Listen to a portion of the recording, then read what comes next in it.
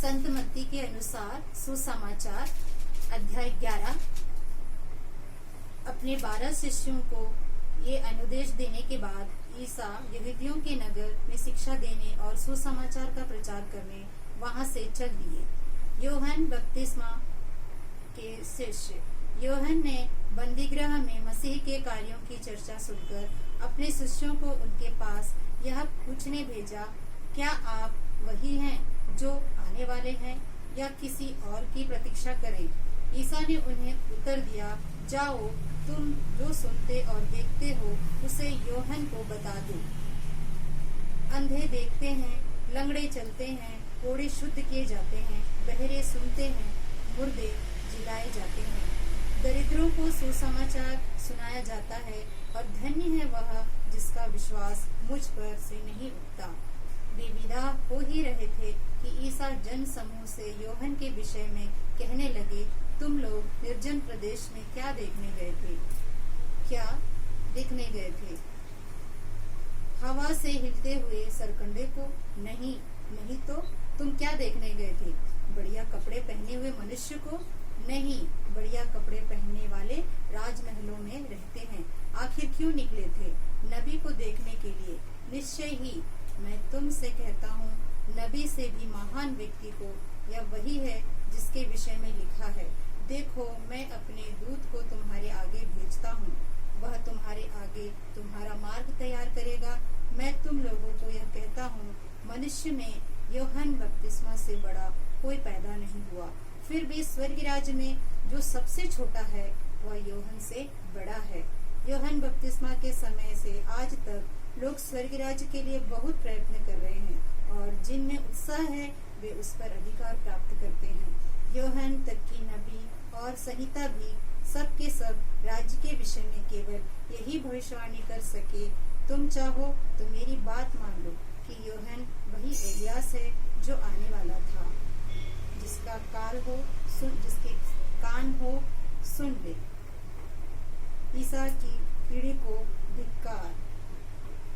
मैं इस पीढ़ी की तुलना किससे करूं?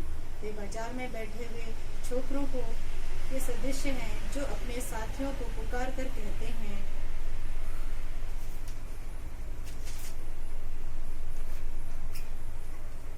हमने तुम्हारे लिए बांसुरी सब बजाई और तुम नहीं नाचे, हमने विलाप किया और तुमने छाती नहीं पीटी।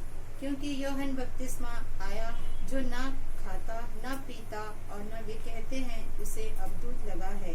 मानव पुत्र आया जो खाता पीता है, वे कहते हैं देखो वह आदमी पेटू और पियक्कड़ है, नाकेदारों और पापियों का मित्र है। किंतु ईश्वर की प्रजा परिगानों द्वारा उसे प्रमाणित हुई है। अविश्वासी नगरों को धिक्कार।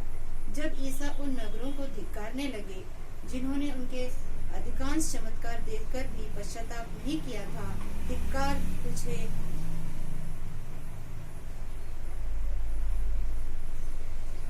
खोजिन, धिक्कार तुझे बेतसाइदा, जो चमत्कार तुमने किए गए हैं यदि वे तीरुस और सीदोन में किए गए होते तो उन्होंने न जाने कब से डांट ओढ़कर और मांस और भस्म रमाकर पश्चाताप किया होता। इसलिए मैं तुमसे कहता हूँ, न्याय के दिन तेरी दशा की अपेक्षा तीरुस और सीदोन की दशा कहीं अधिक असहनीय होगी। और तू कफरनहूम, क्या तू स्वर्ग तक ऊंचा उठाया जाएगा? नहीं, तू अधोलोक तक नीचे गिरा दिया जाएगा।